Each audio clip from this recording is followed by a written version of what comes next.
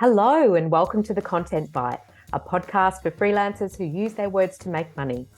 I'm Rachel Smith, a freelance journalist, copywriter, and content producer. I'm also the founder of Rachel's List, a jobs board and community for Australian writers and other creatives. And I'm Lynne Testoni. I'm a journalist and content writer as well. Rachel and I are your weekly co-hosts, and every week we bring you all kinds of tips, tricks, and some fabulous guests to help you make the most of your freelance business. I'm all for protecting my most valuable asset, my creative energy.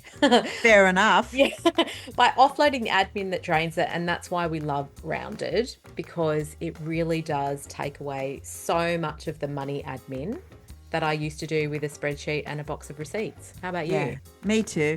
I think I would get stressed about finances, and I love the fact that it's all taken care of and it's all there for me. And I think it frees up my brain really to do all the creative work, which is writing. That's what I love.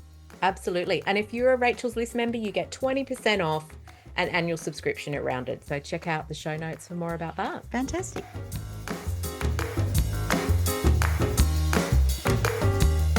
I don't know about you, Lynne, but I watch a heck of a lot of TV, which I think comes from having a little kid and not going out much. And we know when a show or documentary captures us, but I don't think we think too much about, what goes on behind the scenes, do we? No, I know what you mean. Like, how did that show make it on air? What was the process? What was the behind the scenes? Particularly, I think as writers, we're always interested in things like the script writing and how it is to write for TV and maybe even be in a writer's room because it's that sort of writing is such a different form of writing to what you and I are used to. Totally is. So it is great to have director and writer Jane Manning with us today to unpack all this for us and share her super interesting career journey. I'm happy to introduce her. So, Jane is a multi-award winning director and writer and drama and documentary. For her first short film, The One That Got Away, Jane took home the award for Best Director at Flickerfest. Love that. And her drama film, Delivery Day, won numerous awards and was longlisted for the 74th Academy Award nominations. Wow. Jane's also worked as lead creative on the 8-part doco Back to Nature, and she directed the documentary Ka-Ching, Pokie Nation for the ABC. She's worked as a writer-director on multiple episodes of the SBS show Who Do You Think You Are? Foxtel's Coast, Australia. I've written about that beautiful show. And The Two of Us, also SBS. Jane was also lead director on the flagship Channel 9 War History series In Their Footsteps. She recently co-founded Lantern Pictures with writer showrunner Sarah Lambert and media executive Andrew Lambert to create bold premium international TV drama series. Welcome, Jane. Thank you. It's lovely to be here with you both. Welcome, Jane. It is so great to have you. And many wouldn't know that you and I have known each other for years through my lovely friend Jackie Manning, who happens to be your sister. So hi, Jack, if you're listening. Well, something we didn't put in your bio, but that is a fun fact for fans of Home and Away, is that you were one of the first female directors on that show. Is that right? What was that like? Yeah, I think so. I think I was about the third. It'd been going for about 20, 25 years. And they used to have very regular people that worked on that show for a very long time. So there was few openings, I suppose, for new directors. But there was one year where a lot of the people that worked on that went to work on another show and it kind of opened up. And actually, I think there had been one of those long-standing directors had been a woman, but mostly like the vast majority were men over the 20 years. And I think in that year that it opened up, actually a good friend of mine did the block before me. And I think she was the second female director. And then there was me, the third. But I think for our block, I also had a female first AD, and that was the first time in Home and Away, sort of like 20-year history at that point, that there was a female director and a female first AD. And for those that don't know, the first assistant director is the one sort of doing all the bossing around on set when you see like movie sets and there's someone going, come on, hurry up, blah, blah, blah. That's kind of the first AD. They keep the set running to schedule and keep it all organized. So it was a bit of a novelty. It was really great, actually. Fantastic. Home and Away is a pivotal in quite a few of the people that we've interviewed, particularly anyone working film or TV. It's such a series like that must have employed so many Australians at the beginning of their career and set them up. Do you learn a lot in that sort of episodic sort of television? So much, actually. That was such a good experience for me. I'd actually, I had to confess I'd never watched the show before I got that, that role. So I sort of had to start watching it like sort of when I knew I had that job. So for about 3 months, I began watching it. But those serials like Home and Away and Neighbours have been, yeah, a huge training ground for writers and directors. And yeah, they've been really important to our industry for building up skills. But having said that, they were also in themselves. You had to be really sort of skillful and prepared to do those jobs because they're shot very fast. Demanding schedules. Yes. And Mm, and to actually keep to schedule was a big challenge and it's really important. And plus you're trying to get quality performances and so on. mm, So you had to take that quite seriously. And I remember really preparing for that show. And I'd only done short films before that. I'd never worked with a really big crew. mm. So I really wanted to show up prepared, which meant, a good week or two of homework and shot listing beforehand. And that really paid off because it went really smoothly. In fact, it went really well. And yeah, it was great, great fun and gave me a lot of confidence, actually. Oh, that's Mm. great. So tell us a little about your career journey and how it's evolved over the years. Where did you start out? I started out, I did a mass communications degree majoring in film. Mm, And I had this vague back, I mean, back then it's so different to imagine, but there was no internet. So you sort of like films were for me like a bit of a mystery and like what the director or mm, producer or writer did, like it was all a bit of a mystery. You couldn't really go online and research. I'd always been completely sort of captured by films. And, when I was particularly when I was, I don't know, from the ages of 7 onwards, was one of those kids that just loved movies and I wanted to work out how, I remember once my cousins were staying with us and they talked about like an actor being in a movie and I was like, oh, and they'd been in that movie and they'd been in that movie. And it was this sort of idea that these actors could be in, like, I just thought of them as characters. And so I began really looking carefully so I could be sort of grown up and talk about the actors in the movie. And I remember when I was about 10, this sort of watching this film called Strangers on a Train, directed by Alfred Hitchcock. And I wasn't meant to be watching it. It was that classic thing where I was hiding behind the couch. And my mum was working night shifts at a hospital. She was a nurse. And my dad was he was a bit more lax about letting me hide behind the couch and watch stuff, but it was way too scary for a 10-year-old to be watching. But yes. there's this scene where you just saw these footsteps on the ground as I think one of the men was going to go and murder someone, and you just saw these footsteps walk along a footpath, and it was the most terrifying thing I'd ever seen. And there was a part of my brain afterwards that's going, how did I get so scared just watching feet on a footpath? And began getting very interested in film language. So sorry, that was a bit of a glimpse into childhood, but yeah, it was always one of those kids that loved movies. But to be, to sort of say that you wanted to work in film to me was a bit like saying you wanted to be an astronaut or president of the world. It was like I had no idea how you got there and what you did. So I did a mass communications degree, majoring in film and loved it and kind of left that and I did really well in the course and I kind of like in those days you'd get the yellow pages and write to film companies and send off your resume Yes. Wow. and no one responded and it was a time where all my friends were traveling Mm, and so I couldn't get work for a year. I didn't know anyone in the industry and so I just sort of decided to go traveling with my friends and I ended up living in Italy for a year. mm. And when I got back to Australia, there was an Italian film festival showing, and at that stage, I spoke Italian, and so I just sort of rocked up and said, "Is there any work here?" And that's how I got my first job, was working for the company that was one bringing this festival, and two, they were also producing films and so on. So that was my first job. Wow.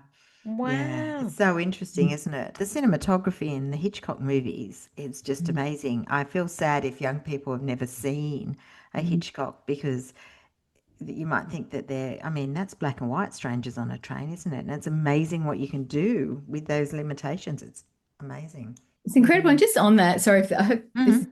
It's great. interesting to your listeners, but because it's not so much about writing, but it is about film language. But in my 20s, there's a great book called Hitchcock by Truffaut, where Francois Truffaut, the director, interviews Hitchcock I think he interviewed him over about 8 or 9 or 10 days. And that book became my education into film language. It's what if anyone's interested in film, it's one of the best books, well, I think that you can read about film language. And Hitchcock was a great believer in the visual storytelling. And yeah, so it was funny that years later I went to that, and I remember writing copious notes from that book, which I've still got, and they still ring true, because he was all about telling the subtext in the visual just below the audience's level of consciousness, and how that can be more powerful. So Mm. interesting. How incredible. Well, I know from our chats that we've had that you've done a lot of writing in your work, particularly on shows that you wouldn't think would require scripts, like Who Do You Think You Are, which is considered unscripted, but it's not really, is it? There's this really funny thing. The shorthand in our industry for documentary is unscripted, and Hmm. as opposed to scripted for drama. But the very first documentaries I've worked on, and all since, have involved a lot of writing. So my very first job in documentary was these 4.5 hours, the two of us. And even and what writing means in documentary is that, and that was based on the Good Weekend column about friends. Mm. Mm, And where so these half hours for SBS about friendships. But when you go to shoot a documentary, you need to make a plan for what you're filming and what story you're mm, telling, because there's an infinite, even with, say, a friendship with 10, any two people, there's an infinite number of ways you could tell that story. And I've always found it was, you need like one idea in a documentary, like one unifying idea. And so, yeah, I remember the first time I had this producer who said, you need to write a script for this Two of Us episode. And it was about these two homeless men called John and Carl. And they had lived on the streets for years together around Surrey Hills. Carl was about 20 years older than John. And Carl was like this small, wiry Aussie, like battler mm, guy, such a character. And John was this, he was from Scotland. And I think Carl was about 70 and John was about 50. And John was from Scotland, and he was quite poetic, and he had this beautiful facility with language. And they had basically been best friends on the street for about 10 years. But Carl had been moved into a nursing home, and he hated it. And he stood at the gates every day with his sort of like bars going, let me out of here, let me out of here, I want to get back on the streets. And we were to film this half-hour documentary, and it was sort of like Carl was going to come out for the day and have one more day on the street with John before going, because they'd mm, really missed each other. They hadn't seen each other for 2 years. And I kind of remember in the preparation for that, like, yeah, I can tell that story, but like, what's the drive of this? mm, And I couldn't get it. And I remember sort of like doing this plan, and there was nothing like that was really exciting me. But then this sort of idea dropped into my head. It's like, oh my God, it's Romeo and Juliet. It's like they love each other, but they can't be together anymore. And mm, so you get like this one unifying idea. And it was just having that sort of animated the half hour. And similarly with Who Do You Think You Are? If your uh, viewers know that show, it's very heavily researched. And particularly, I worked on the first sort of 7 series, which were made out of Perth. And an unusually large part of the budget went to the research on those episodes, yeah. um, Mm. which was very unusual and lovely. And what would happen was the researchers would work, for months. Firstly, you'd find a potential celebrity who might have an interesting background. Then you'd research all their ancestors, and there were often like, 10 really interesting ones, and then you'd have to focus on like 4 or so on. And then you'd come on as the writer director and go and do we call a recce, which is like you'd visit the locations where you were Mm, going to film, and you'd work out like, how the mystery would unfold, how you would keep it mm, from, how they would go on a journey, and you'd plot that journey. And they were very heavily scripted. Like, you would write these sort of 30 to 40, 50-page scripts with all the bits of archive that you were going to use, that, the locations, the characters, the bits of information that you'd want to find out. And what you were really after was the emotional journey that they would go through, and how that would affect them, and how so you'd sort of want to build to a crescendo, I suppose, of revelation. Mm. mm. And they were heavily scripted, and you didn't it was really important. You didn't know always how they'd react. You Yeah. would sort of guess, but often the beauty of making those shows is they'd often react in slightly different ways than you would anticipate. So you wanted to always have like variations, like they might get really upset finding out their ancestor was, I'm going to make it up, a murderer or something, or they might be, or some terrible character, or they might be, find that really exciting if it was long away. You never quite knew how that was going to happen, and so you'd sort of anticipate that within the program too. So there was a real process of writing those and carefully plotting their journey throughout those episodes. So would you have to script in case they had one reaction compared to another reaction, like sort of almost how you would go in? We totally worked off a shooting script with those. So you would script quite carefully, and in each scene you would sort of like put down the points that you needed to hit in terms of the information you were giving, or what you wanted to elicit in terms of their reflection on what was happening. And usually on the day, that's sort of like your safety blanket, I suppose, of what you've got a good episode if you've hit those points. And then usually on the day, other things would be happening that you could also reflect on. And it was such a beautiful show to work on. That I directed 7 episodes, and the first 2 I also researched as well and spent many months on those 2 episodes, which were Kathy Freeman and Christine Arnoux.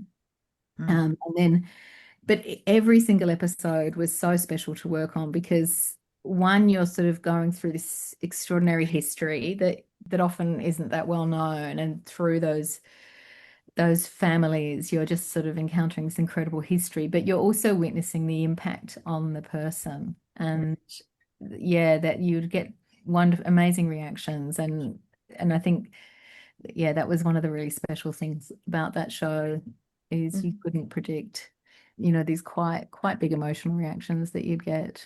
It would shift people and change them. That's so interesting. I see a lot of parallels with the sort of writing we do, where you're doing big feature stories and you're working on an interview, and you might have a brief and you're trying to go where the editor wants, but it can go anywhere. And that personal touch, that's the thing. That's where you connect with people, isn't it? That whole people element. And if it was pretty obvious, it wouldn't be as compelling to watch, would it? I was thinking the same when you were talking about that, you kind of have one shot, I suppose, of getting it. And in an interview, sometimes you've only got one shot to get what you need in an interview as a writer. So you have to be really skilled you kind of know what you need going in, and you have to be quite skilled to navigate that conversation to get what you need for the story. So there is some parallels for sure.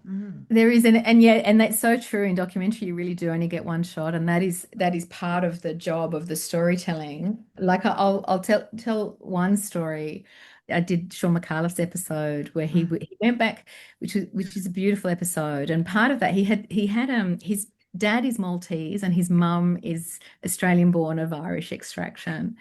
And we told a little bit of his mum's story, but it was building to going back to Malta. And Sean, his dad is the loveliest man, but he and Sean had never really they'd never spoken about much stuff. His mum is larger than life and hilarious. His dad's quite quiet.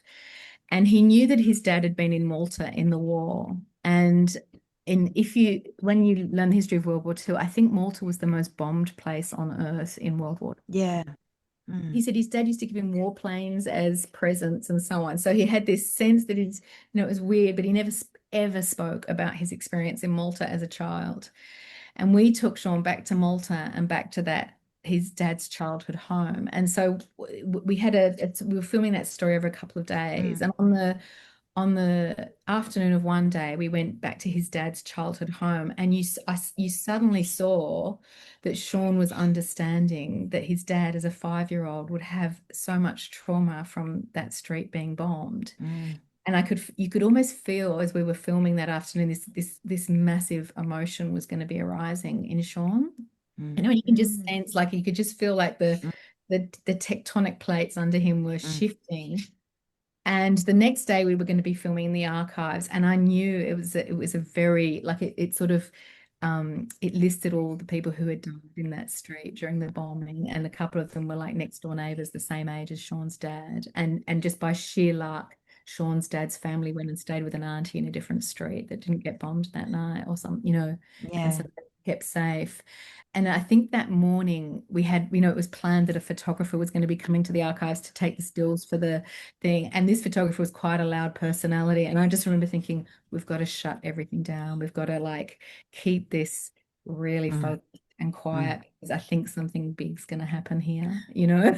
Yeah. And it did. Like it was one of the most emotional scenes I've ever filmed. And it was almost like a lifetime of Sean realizing that his dad had carried this his whole life, and Sean got to really understand his dad on a really deep level. And so, yeah, in the writing, you had a certain amount planned, but then things happen on set that you're like, oh, we've got to, you know, adjust everything. This is actually going to be the big moment, you know, the episode. Wow. So talk to us about Ka-Ching, because that's another big project, and it was about Australia's poker machine addiction. It's such a huge problem. What drew you to that, and how did it go? Well, I was really lucky. That was the baby of and the passion project of a man called Neil Lawrence, who had been he was a very big name in advertising, and yet he was a childhood friend of Tim Costello. So I don't know if you know Tim Costello. Yeah. He has been one of the forefront, you know, one of the people at the forefront of, you know, really trying to get public awareness about the damage that poker machines have caused. And simply from that childhood friend, I think he had contacted Neil at some point and said, could you do a campaign around this? And it took Neil some time to realize that what really needed to happen was a documentary. And he'd spent like years sort of he knew all the research and all the people, but he needed a director for that episode. So he reached out to me for that. So there was a couple of really big things to do in that documentary. I remember my neighbor saying to me when I said I was working on this, that she said something like, I just don't understand poker machine addiction. I understand, you know, drug addicts and alcoholics and so on, but poker machine, like, why would you even do it? And I thought, oh, that's what we've got to answer. Like that's, you know, at that point when we made that film, it was still kind of seen, I think generally people saw poker machine addicts as like this, like it didn't make sense why you would put money into this machine and lose all your money. And yet the research showed that it actually activates within your body exactly the same thing as cocaine and other. It's like what it does to your dopamine. It's not about, you know, ingesting something. It's about how your body's reacting to this event. So that was sort of a key idea. And the other key idea was how do we take the audience through a 1 hour story so that they really understand what's going on. And one of the ideas was to take, like, you know, to begin with sort of the graphics and then the sound and then how the machine works. And it's almost like you're going from the surface to this deep part of your animal body. Yeah.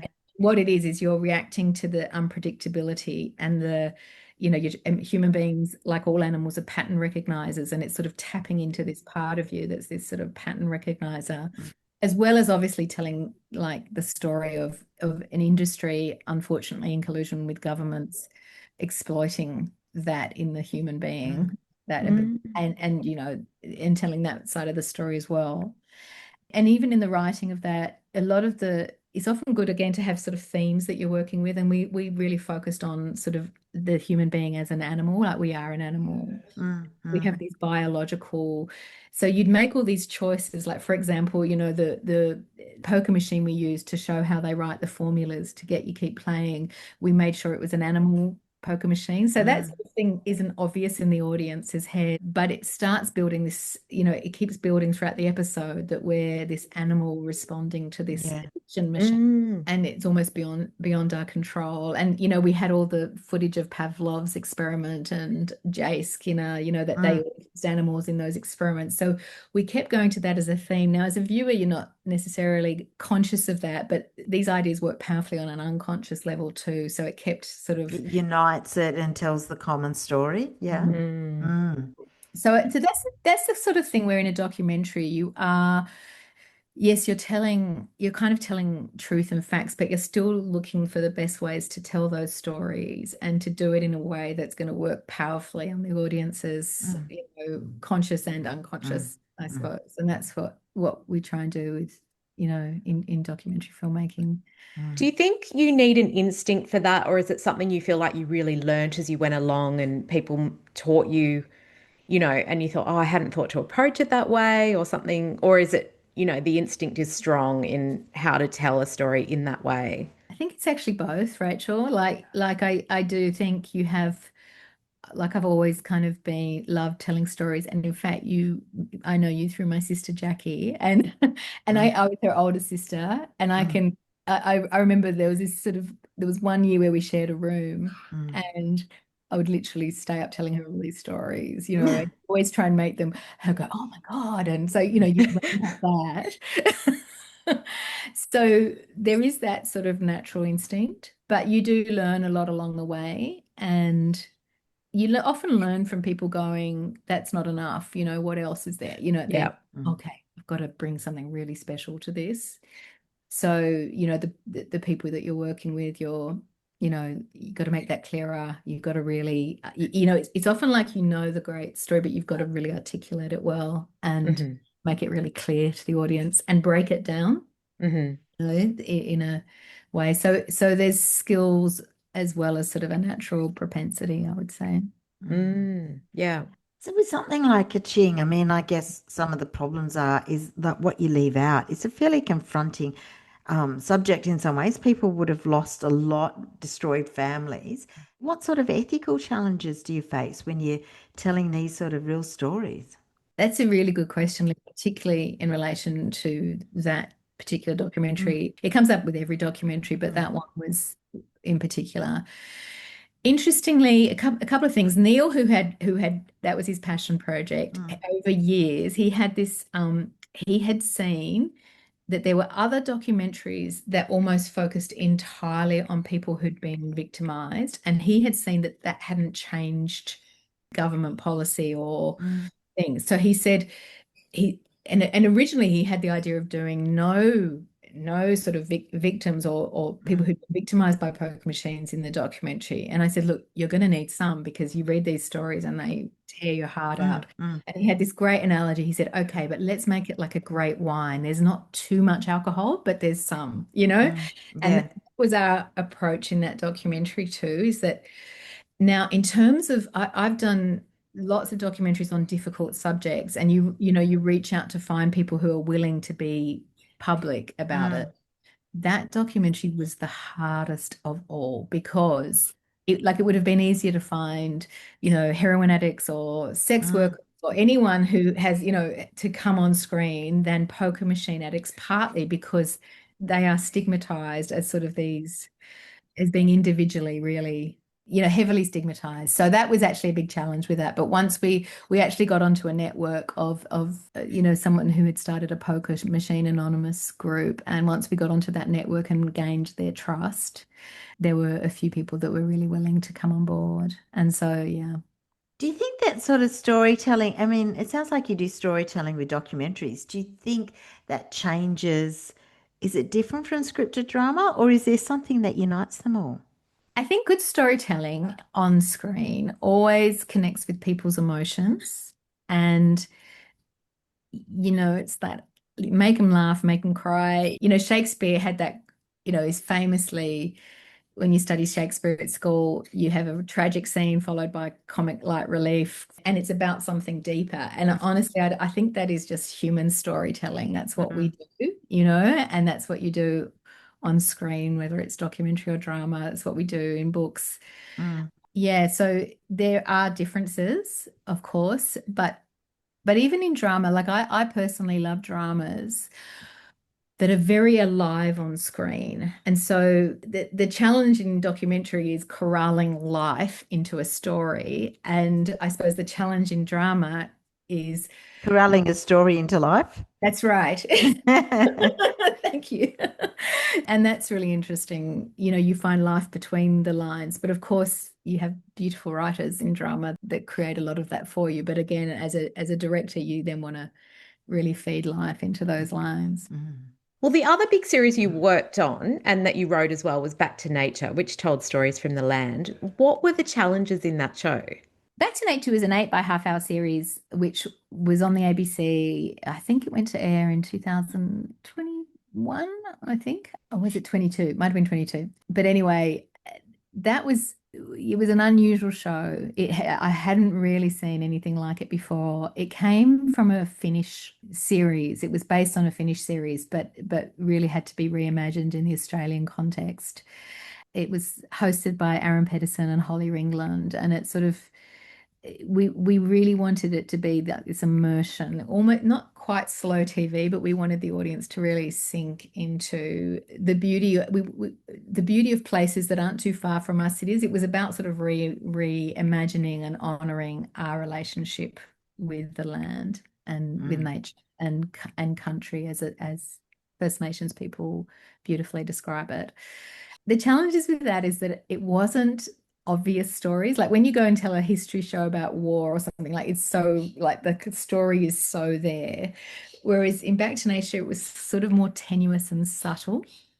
And Yeah. so the challenge was, yeah, it wasn't as reliant on hard and fast story and facts. It was this more subtle kind of way, there might be like a 5-minute story about, walking up to a grove of trees. And so it was capturing that relationship with those, ancient trees. And there was something beautiful to doing that though, because there was this slightly mythic element or element that the land is alive. That again, when we talk about these big, yeah, actually I'll go back, because when we were developing that series, we had this real sense of the kind of stories we wanted to tell. And there was stories about geology or this particular, or how we're often, I noticed that in so many, like over the last, however many years of television there's been, how many decades, a lot of nature documentaries about how everything's at war with each other and trying to kill each other and so on. And when you actually look at things, it's like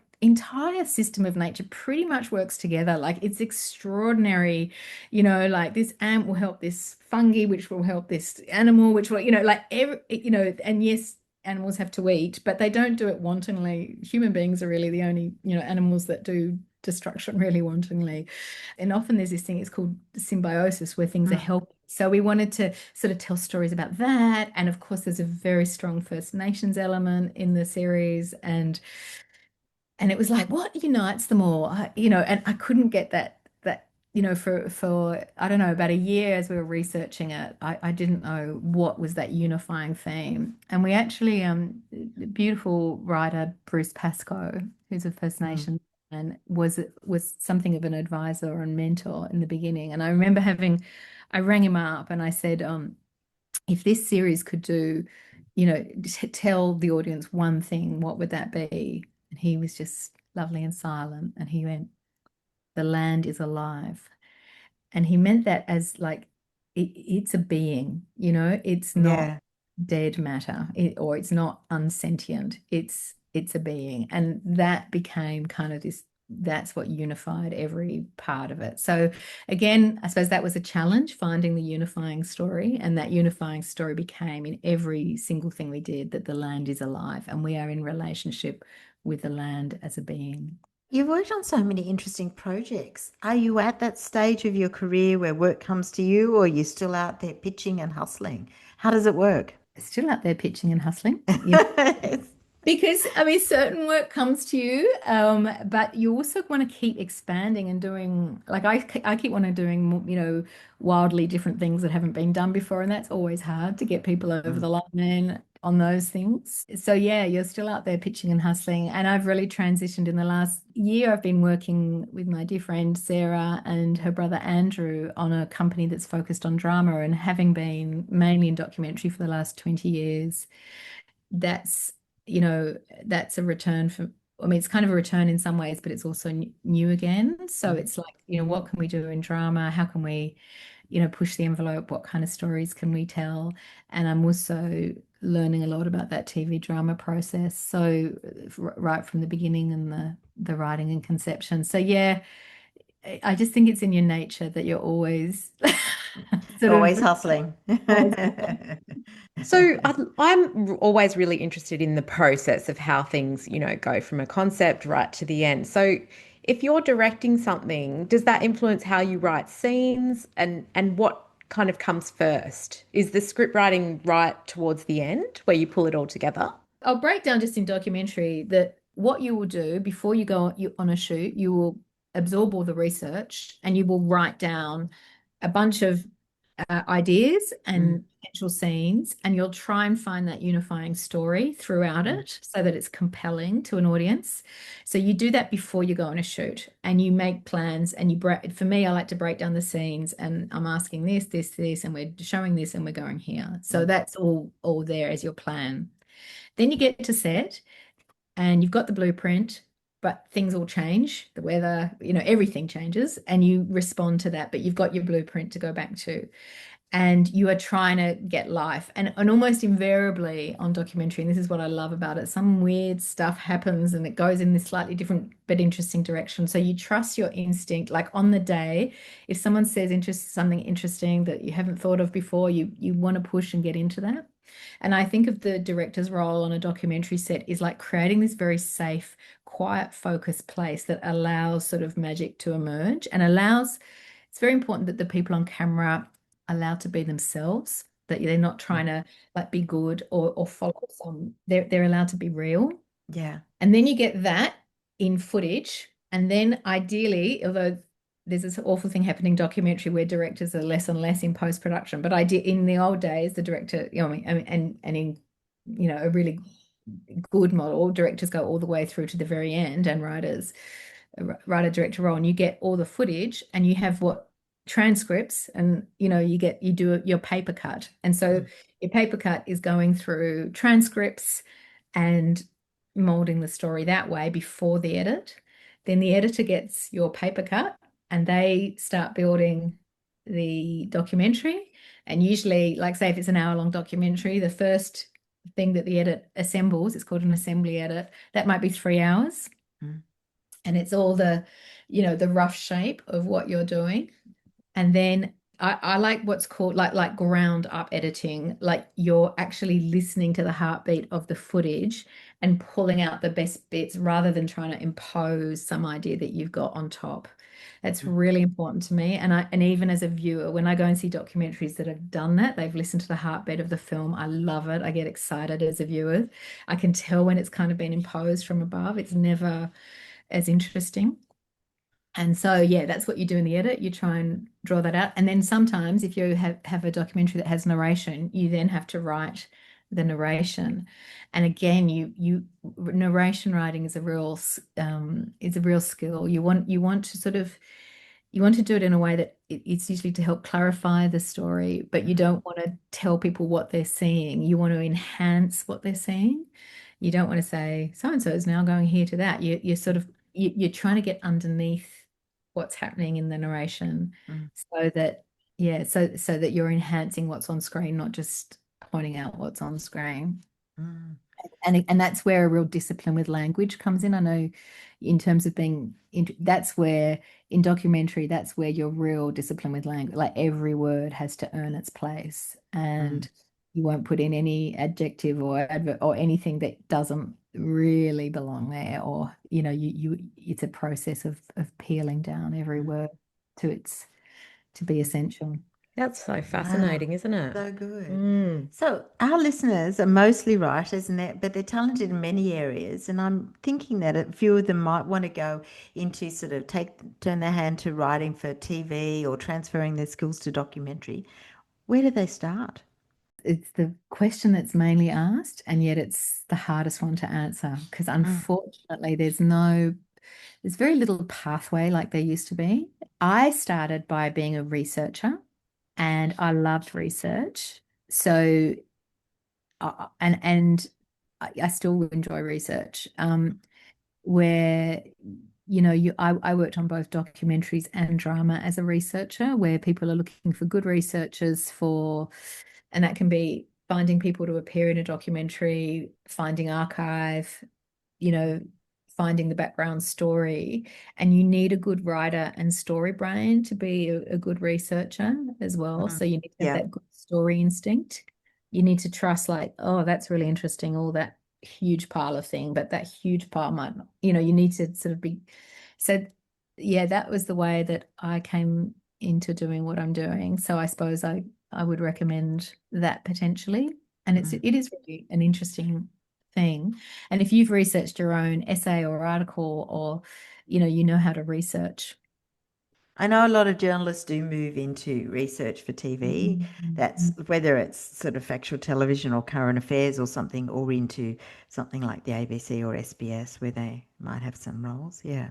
In terms of other paths, there's probably as many paths as there are people working in this industry. I mean, the other thing, potentially people go to film school or they make their own film. I think making your own film, especially now that equipment's so accessible, you can shoot things you can shoot a good short doco on your iPhone, really. If you find a place where something like that could be shown and you have an interesting idea, I would encourage people to just go and, if they have an idea that they're really compelled by, go and make it yourself or find out who you can make it with, and hopefully find a place you can show that. That's also a really good way to get experience, is by doing it yourself. And the more conventional way, obviously, is just like, contacting production companies and so on. But this is an industry that really runs on word of mouth a lot, and a bit of luck of timing as well. Like you could contact a company, 30 times over 3 years, or you could contact them once when they need exactly what you're offering, and you'll get, it's often about a bit of luck. Timing. Yeah. Interesting. Do you find you've got lots of downtime and slow patches? I know a lot of writers listening would be nodding along to this. Or are you pretty much constantly working these days, or starting projects, or having overlapping stuff going on? It's funny because even when, like, I've just got so used to the rhythm of freelance life that, yes, there are times when you're not working or getting paid on something. They're usually the times when I'm getting obsessed by some project or idea that may like eventuate later on, So like, even like Back to Nature is a classic one. I'd begun, I was obsessed with sort of tree sentience and stuff like that. And I began, no one was paying me, but I was just sitting at home doing like 3 months of research on tree sentience and so on, and thinking, God, this is a bit out there, but I'd love to make a documentary about this. And then the finished thing came across my path, and it was like, oh, I could do it through, you know, yeah, a little trick, so you tend to, so things come from those obsessions and interests. And so I think, yeah, and then you do, obviously have to like make money last throughout those periods, and yeah, there are fallow periods where you're not actually working, but they're often where you're building your reservoir of ideas and working out what areas you are interested in. It's interesting. Can we talk a little bit about money? Because you did mention that and stuff. How do you charge? Do you get paid by the episode? Do you do a project fee? Or are there things like residuals? How does it all work? Yeah, it depends a little bit job to job. So on something like a one-off documentary, you will have a contract, and so when I did like Ka-Ching, Pokie Nation, you'd get a contract, and you'd get a certain amount, which is like the industry amount. Just get that. If I go and work on say a series, it might often be a weekly fee. So I'm actually about to work a job for the ABC at the end of the year, and that's sort of like a daily, weekly fee, because I'm not, it's like I'm just turning up to do a bit of the directing. It's not something I've generated. And so yeah, you just get like a weekly, daily fee for that. And then yeah, when we made Back to Nature, that's a real risk, because you actually have to put a lot of work in to get a series like that up, and you might never get paid for it. So it's really, I mean, those sorts of things are a risk, but when you do get them up, our industry has a whole bunch of standard fees and budgets. So, you get paid a certain amount as a producer or director or a writer, and there's awards. So you tend to get that. So for people listening, yeah, who are interested in writing for television yeah, it does depend. And if you're writing drama, there's a whole different set of standards again. There's different rates for writing serial TV like Home and Away than there is for writing what's called like limited series, or if you're doing a 6x1, you'll have a slightly different rate. It does vary a little bit. Do you have to be quite tough at negotiating for yourself? I'm terrible at that. When I began, I was really terrible at that when I began. I'm better at it now. Mm, You learn that muscle. Yeah, you can't be. Yeah, as I said, there are awards and standards, so you can't be like, especially in documentary, which does, it doesn't have huge. You can't be wildly crazy with what you demand because otherwise you just won't be able to make the program. So, mm, but you do get rewarded for experience as mm, well. So. mm. Hmm. Interesting. I know that you're recently kind of moving from documentary into drama with Lantern Pictures, and there is a drama series you mentioned to me that you're working on. Can you tell us anything about that? Or do you, I do you bet have to kill us? basically we Sarah, my partner, is one of the best writers of drama in Australia and is very sought after.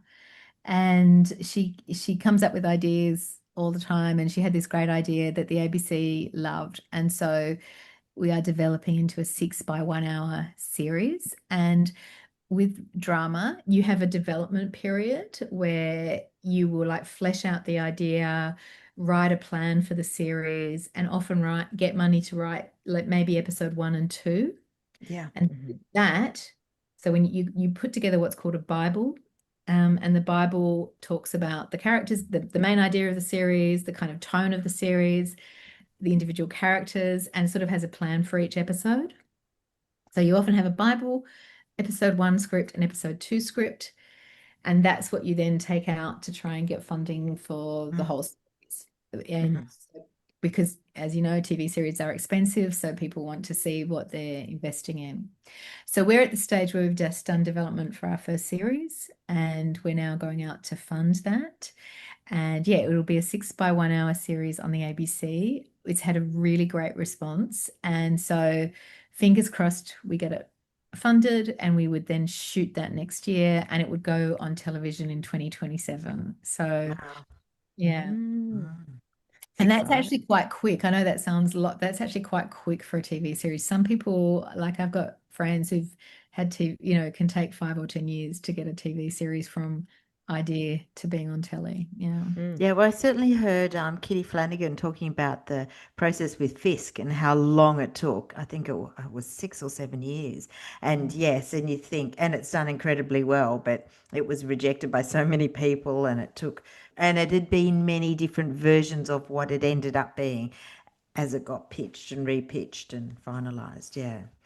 So tell mm. us what a typical work week looks like for you. Is there one? It's funny. At the moment, it's not that typical because I'm doing something new, which is Mm, transitioning into TV drama, and although I'm still developing documentaries, so yeah, it's been very untypical this last year. mm, mm, But this week, for example, we've been doing stuff on financing the TV series with Lantern. mm, mhm, I've also been involved in a children's feature drama, and I've been doing some sort of script editing and preparation for that. So there was sort of like 3 days this week on the drama, and part of that was like getting out pitch decks and looking at budgets and that sort of thing. Now I'm doing I'm attached as a director to a children's drama film, and I'm doing some script editing on that. Next week, I have a feature documentary idea, and I'm going to be writing up a 2 or 3 pager for a producer for that. That mm, may, so there's a lot of development at the moment. So mm, that's what you call, when you're pitching and hustling and trying to get projects up. I'm sort of in that phase, I suppose, at the moment. mm, I'm really excited. In a couple of weeks, we hopefully are, or in a few weeks, we're hopefully going into development on Lantern's second drama series, just development, and I'll be one of the writers in the writers' room on that. And that might be a week of sitting in a writers' room, which is amazing fun with these incredible writers and just throwing ideas at a wall. Again, it's one of Sarah's, I mean, they're sort of formed ideas, but you build them out. And mm. so it's a week of sitting in a room, putting ideas on the wall to build out a series. So that's really fun. That's like being, a kid playing with other kids and so on. So yeah. Sounds fun. Mm, So, Aw. So it's pretty varied at the moment. Hmm. Well, something we do love asking all our guests about is their favorite tools of the trade. So are there any programs or apps or software that you would be lost without? Notes. Notes. Sorry, I'm a bit of a Luddite, so I'm not great, but Notes is what I use all the time in terms of like putting ideas down. And they start to get a bit organized, and then I have to do a whole lot of clearing up of notes. But like basically, you know, I'll be out on the morning walk listening to a podcast, and some amazing idea will pop into my head about some project that I'd like to do one day, and I'll just put it down in notes what that idea is and start building. I almost start so sometimes I've got projects or ideas that I'm interested in, and I might have like a year or two like little gems on notes, and you know, by the time I get around to developing that idea, I'll just go to the note on that project, and a lot of it will sort of be there. Mm. So I'd say that is the most useful at this point. I love as a director and putting together pitch. I'm very fond of shot deck, which is where you get visual ideas for things, and you know, it's an image bank basically that you have to subscribe to, or you know, if you want to use, but it's basically a bunch of images, and that's extraordinary as a director. Like when we started out in this industry, there was nothing like that, and you literally had to go through thousands of photo books, or you know, go to the library and try, you know, to Or have do it. sketches. That's right. You know, or stick figure drawings. But now to have shot deck and just like so many ways you can, you know, so many visual ideas, I think that's a really beautiful program. So yeah, they're the two that I use the most and actually kind of enjoy using, and that really help me. Wow. Thank you so much, Jane. It's been so interesting, so much. I It loved all really your has. stories. Really, Yeah. a real insight into the world of documentaries in particular and Yeah. drama too. Yeah. But so thank you so much for coming on. So tell us where everyone can find you and connect with you. I do have a website that was my website for the last few years that actually needs updating now. So that was We hear that a lot. yeah. Yeah. That was for, you know, I worked on my own as Threshold Pictures, but that kind of needs updating, that website, but that is on there. And then with Lantern, we haven't even had time to do a website. So we've just got a landing page at the moment. It's a whole big deal to do a website. So yeah, Lantern Pictures just has a landing page at the moment, but we're hoping to get all our comms and branding sort of up to speed by the end of the year. So, fingers crossed we'll have a proper website by then. And yeah, so they're the best two places, and I'm also on LinkedIn. Fantastic. Oh, great. We'll pop that in the show notes, which brings us to the end of the show this week. Thank you, everybody who's listened to our lovely chat with Jane. And yeah, we will see you next week. Thank you. Thanks, Jane. Bye. Bye. Thanks again to our wonderful sponsors, Rounded, easy accounting and invoicing software that helps freelancers run their business with confidence. And don't forget, if you're a gold member of Rachel's list, you can check your welcome emails for an exclusive discount code on the annual subscription rate. You can also find it in the private Facebook Gold group, or just contact us at hello@rachelslist.com.au.